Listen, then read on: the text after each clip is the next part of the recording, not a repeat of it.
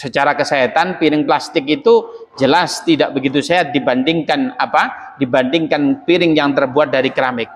Ya sehatan piring dari keramik, tapi bapaknya dibiarkan piring plastik. Lalu apa yang terjadi? Betul memang tidak ada gaduh. Piring tidak pernah pecah. Di situ begitu bau karena orang tuanya semakin jauh dengan anaknya, jarang dibersihkan. Singkat cerita, orang tua ini meninggal. Lalu apa yang terjadi setelah meninggal? 1 bulan kemudian anaknya tadi atau bapaknya dari anak-anak tadi ingin membersihkan kamar di depan yang dulunya menjadi gudang, akan dialihkan menjadi fungsinya menjadi gudang. Lalu apa yang terjadi? Anak-anaknya diajak semua, termasuk ada salah satu anaknya yang kecil, yaitu kurang lebih umurnya 7 tahun, bahkan belum ngerti apa-apa. Lalu pada saat di situ semua dilihat, ya ini besok ini kita bersihkan. Tiba-tiba anak kecil itu ngambil piring yang plastik itu. Apa kata bapaknya? Nah, jangan, dakhu, tinggalkan. Ini piringnya kotor, najis, bekas untahan kakek. Apa jawaban anak kecil yang belum mengerti apa-apa? Jawaban anak kecil itu dia mengatakan apa? Enggak ya. Piring ini akan kusimpan. Kalau ayah nanti sudah tua kayak kakek, maka aku akan memberi makan pakai piring ini. Maka kalau ada seorang anak tidak patuh, tidak menghormati orang tua, tidak berbakti kepada orang tua, maka Allah akan balas di dunia cash, kontan. Bayangkan anak kecil segitu, siapa yang mengarahkan? Tidak ada. Maka di sini kita harus berbakti kepada orang tua. Bahkan ada salah satu pada zaman itu sahabat, bukan sahabat, tabi'in. Tabi'in itu namanya Yazid. Beliau itu pada saat datang ke tengah-tengah pasar, beliau itu ditabok. Kemudian Abu Yazid, salah satu ulama yang lain mengetahui hal itu. Pada saat beliau ditabok itu, beliau berkata apa? Ditahan. Kemudian ditahan begini. Kamu ngapain nabok orang tua kamu? Apa jawaban orang tuanya? Jangan, biarkan saja anakku itu menamparku. Di tengah pasar dipermalukan ayahnya ditampar. Tapi apa yang terjadi? Dibiarkan saja. Kenapa? Iya, ini resiko yang harus ku ambil. Karena kenapa? Dulu aku mempermalukan ayahku di tengah-tengah pasar dan ayahku ku tampar tepat di pipinya, dan sekarang anakku juga menamparku. Maka kalau ada seseorang di sini memperlakukan ayahnya, ibunya seperti apa, maka akan menjadi gambaran nanti di masa tua Anda akan diperlakukan seperti itu oleh anak-anak Anda nanti. Maknanya kalau Anda pernah memukul, menyakiti hati orang tua, membentak orang tua, maka itu gambarannya. Bahkan sekarang itu kita harus berpikir ulang.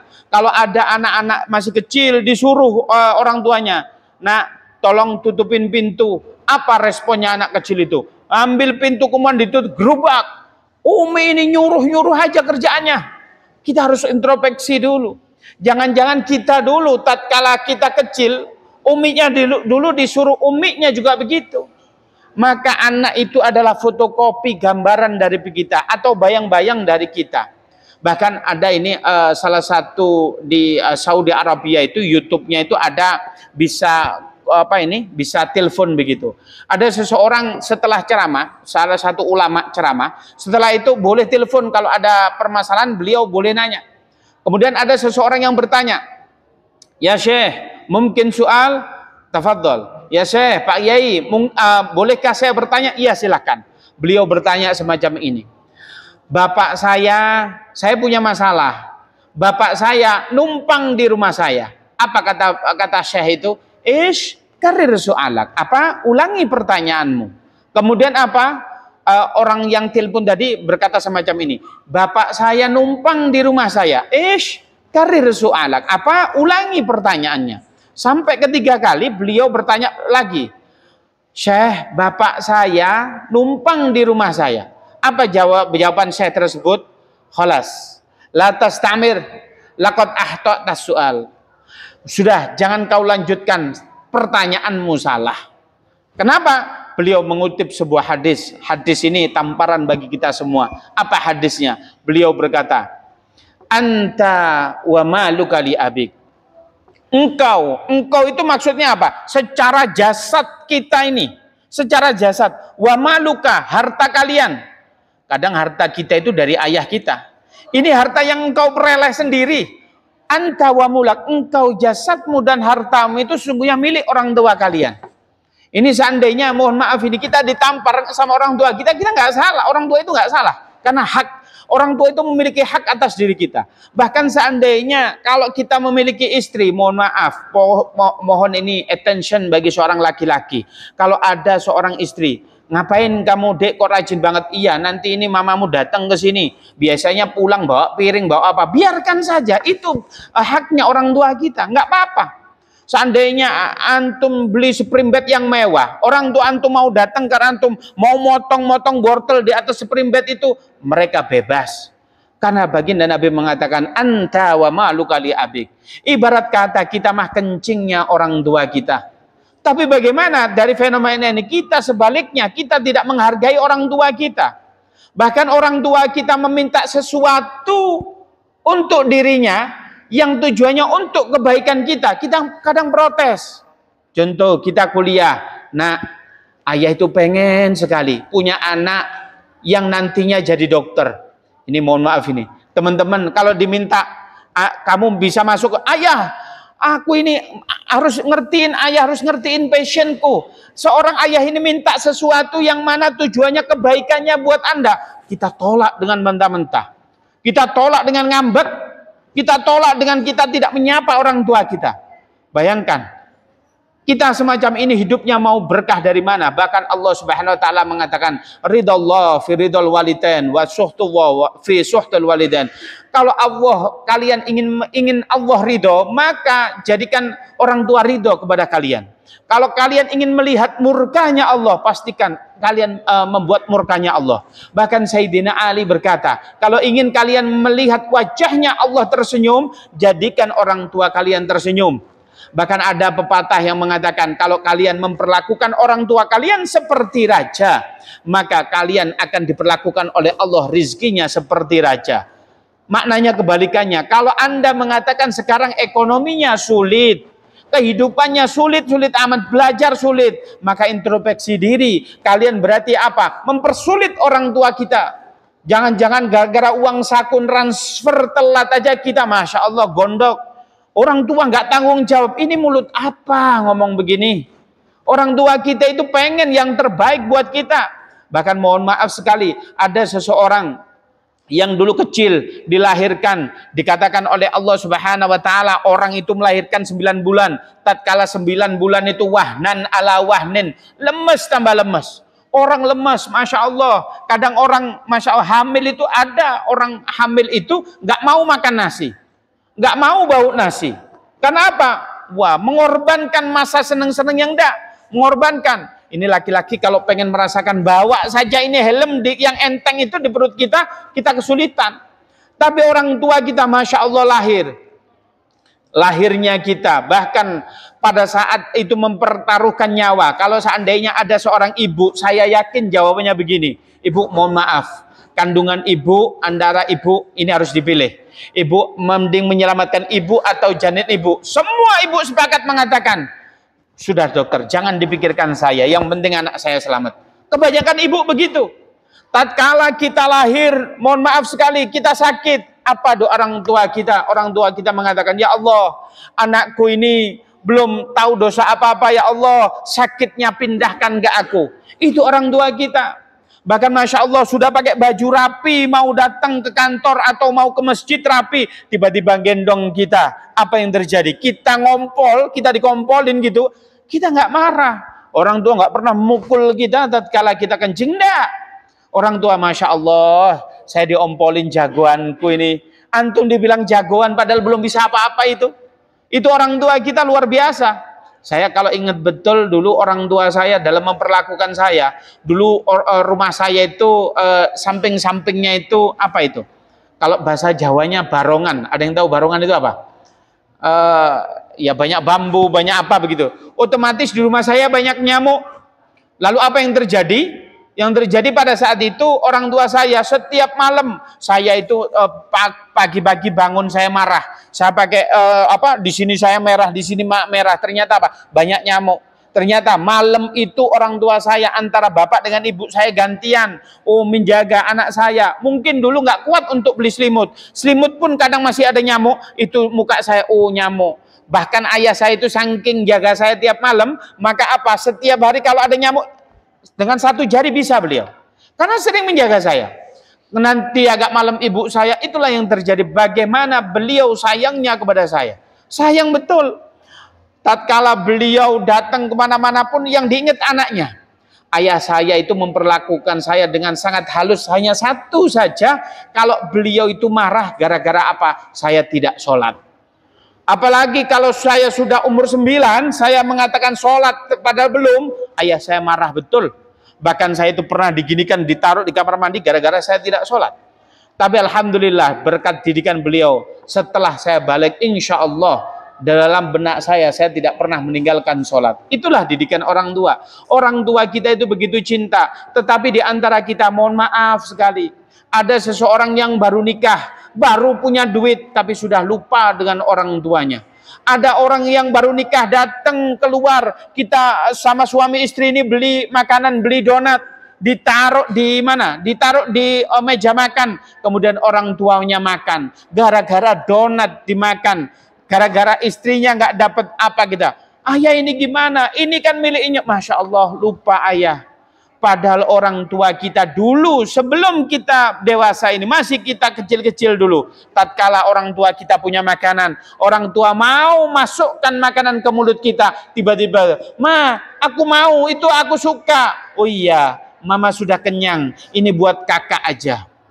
Itu loh orang tua kita senantiasa membohongi kita. Karena apa? Menutupi seolah beliau itu baik-baik saja. Padahal beliau itu berkorban untuk kita luar biasa.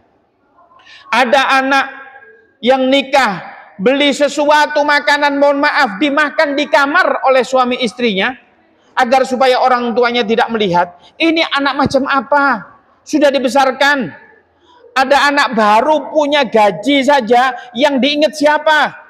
Pacarnya atau siapa. Bahkan kalau menyium tangan pacarnya, luar biasa. Tapi ingatkah kita, apakah kita sudah pernah mencium tangan orang tua kita? Banyak mana kita mencium tangan orang tua kita atau orang yang selain orang tua kita? Padahal orang tua kita, ada satu orang tua mampu melahirkan 7 anak, bahkan 10 anak dengan gagahnya, walaupun itu seorang wanita sendiri.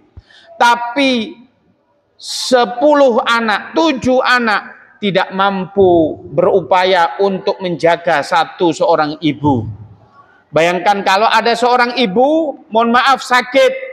Kemudian apa? Anaknya bilang, "Bang, tolong jaga ibu. Ibu ini dalam keadaan sakit." Apa jawabannya? "Aku hari ini ada meeting." "Dek, tolong jaga ibu." "Nggak bisa. Aku ikut suami, bang. Aku nggak bisa." Semua beralasan. Tatkala di WhatsApp, di grup keluarga, "Wahai dulur-dulur semua, ini ibu dalam keadaan kritis, mohon merapat." Apa tatkala ibu kita kritis? Kemudian apa doa seorang anak? Kalau dulu orang tua tatkala kita sakit panas saja, beliau berkata, "Ya Allah, pindahkan penyakit itu kepada diriku." Tapi kalau sekarang banyak anak mengatakan, "Ya Allah, kalau yang terbaik ibuku kau ambil, engkau ambil." Ini doa macam apa ini? Nah, itulah orang-orang semacam itu banyak. Itu maknanya ini adalah pelajaran penting bahwasanya kita diperintahkan untuk mencintai orang tua kita. Tapi ada pepatah mengatakan begini, kasih sayang orang tua itu ke anak itu ibarat kata air itu ngerojok. Ada yang bisa di sini ada yang bahasa Jawa asli, orang Jawa, ngerojok, tahu ya? Air ngerojok itu cintanya orang tua kepada anak. Tapi cintanya anak terhadap orang tua itu nyiprat. Nyiprat itu belum tentu. Ini bayangkan, cintanya orang tua ke antum all out. Antum nanti sudah punya istri, wah 10% orang tua antum, jangan sampai. Nah, cintanya orang tua seperti klopo. Klopo itu kelapa ya. Cintanya anak terhadap orang tua seperti upo. Tahu upo? Upo itu 1 piring nasi cuma 1. Maka cintanya orang tua kepada kita besar sekali.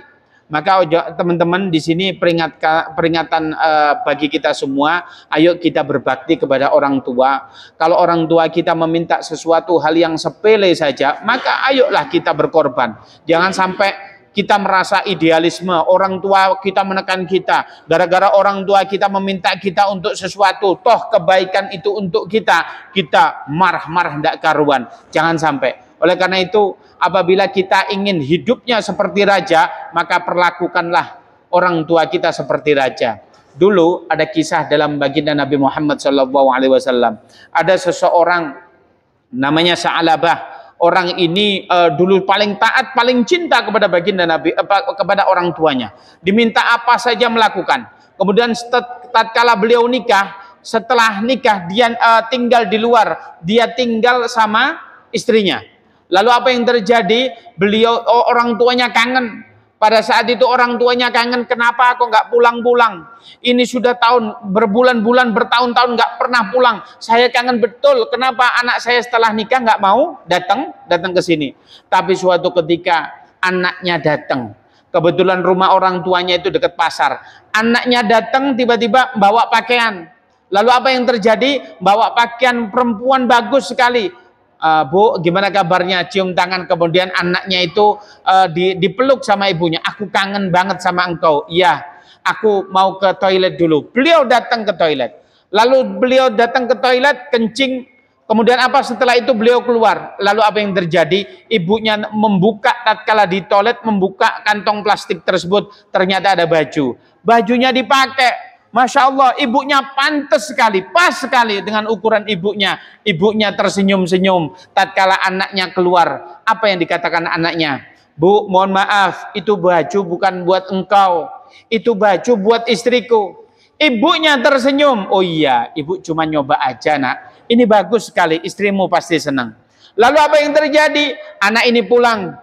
Tapi setelah pulang dia nangis sejadi-jadinya. Ya Allah, begitukah balasan cintanya anakku? Cintaku kepada anakku dibalas semacam itu, nangis sejadi-jadinya. Lalu apa antum yang terjadi? Gara-gara dia murka kepada anaknya, Allah membalas cash di dunia dengan cara apa? Pada saat itu dia dikasih sakit oleh Allah Subhanahu wa taala. Seseorang ini sakit, ibarat kata sakit itu apa? Ada pepatah Arab ini begini, la yamutu wa la yahya. Ada yang tahu? Hidup gak bermutu, banyak biaya. Nah, begitu ya. Sakit lama. Dia sakit di tempat tidur. Dia sakit, gak bisa ngapa-ngapain. Kemudian apa? Sahabat ini kasihan. Ini kenapa sih orang ini kok sakit, gak bisa bangun-bangun. Kemudian curhat kepada Rasulullah. Ya Rasulullah, ini ada sahabat dari dulu gak bangun-bangun. Ini kenapa? Ya sudah, didoain aja. Kemudian apa? Ya Rasulullah belum sembuh-sembuh. Kemudian Rasulullah datang. Kemudian ditanya oleh Rasulullah, apakah engkau memiliki orang tua? Engkau memiliki ibu? Iya. Ada yang tahu di mana orang tuanya di mana? Kemudian apa? Oh iya, suruh datang ke sini. Kemudian beliau dikatakan di sini, kabarkan anakmu dalam keadaan sakit. Kemudian diketok pintunya. Bu, mohon maaf, ibunya ini. Ada apa? Ini anakmu sakit parah. Mohon ibu mengunjunginya. Oh enggak mau. Nah, kemudian apa? Datang lagi. Bu, ini anakmu datanglah ke sana, anakmu ini sakit parah. Tidak mau, aku nggak punya anak model begitu. Kemudian apa? Yang ketiga kali dilaporkan oleh Rasulullah, Umminya nggak mau datang ke sini nih. Kemudian bilang begini, ya sudah, panggil dia, aku yang manggil. Ini ibu ini muslimah yang soleha, sahabiah luar biasa. Kemudian apa? Karena yang manggil Rasulullah, beliau datang. Kemudian apa? Ya Rasulullah, ada apa? Apa betul engkau ini ibu dari anak ini? Enggak, aku enggak punya anak model begitu ya Rasulullah. Oh ya sudah, para sahabatku aku minta tolong. Apa? Untuk carikan kayu bakar. Oh iya. Buat apa ya Rasulullah? Oke, nyalakan saja. Kemudian ada sahabat minta tolong. Ditanya, ini betul ini bukan anakmu? Ya betul, saya enggak punya anak model begitu. Saya enggak mau punya anak model begitu. Lalu dipegang tangannya. Kenapa ya Rasulullah? Iya, karena ini bukan anakmu, ini mau kubakar. Lalu apa yang terjadi? Masih dihitung 1, 2. Kemudian mau mendekati ketiga. Ya Rasulullah, sungguhnya dia anakku. Kemudian ada ini loh. Sesakit-sakit hatinya orang tua ke kita, masih dia itu apa memaafkan kita. Ya Rasulullah,